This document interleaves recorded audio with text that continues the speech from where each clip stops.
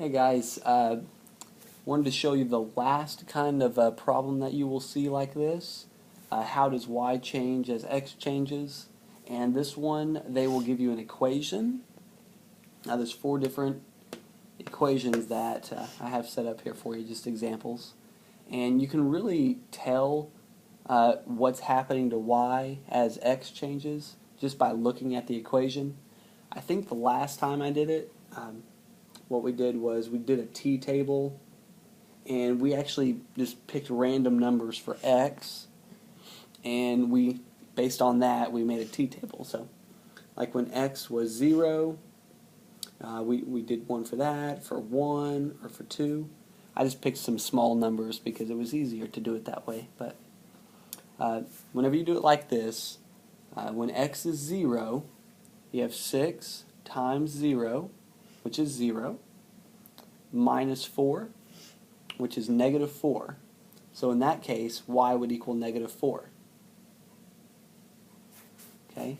And whenever 6, or sorry, not 6, but when x is 1, you have 6 times 1, which is 6, and then minus 4. 6 minus 4 is 2, so y would equal 2 right there.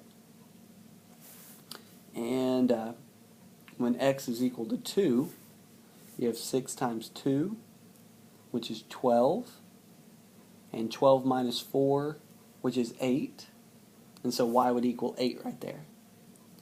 And so this is one way of doing it. It's really the long way. But as x values increase, you'll see that the y values increase.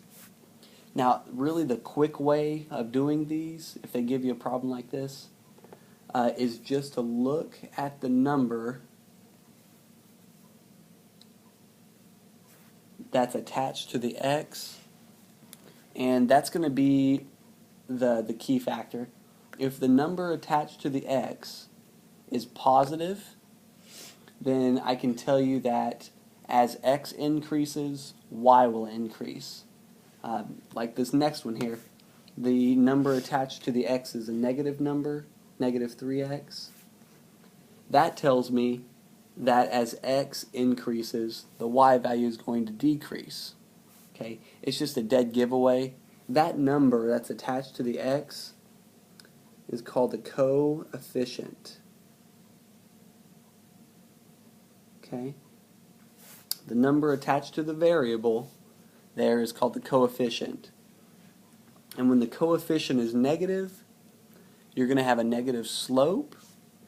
And as the value of x changes, or as the value of x increases, the value of the y is going to decrease. So look at the third one here. It has y equals x minus 2.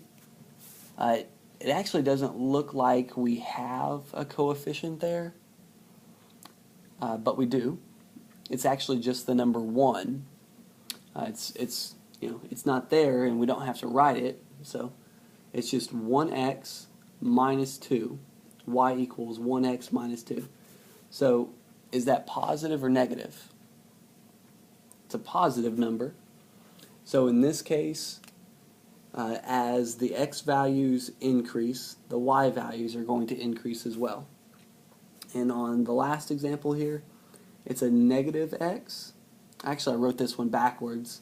Instead of having the y on the left side, I wrote it on the y side just to show you that it can be done. Anyway, it's still the same process though. You have to look at the number that's attached to the x. So it's actually a negative x here, so that's going to tell me that it's going to have a negative slope, and that as the x value increases, the y value is going to decrease.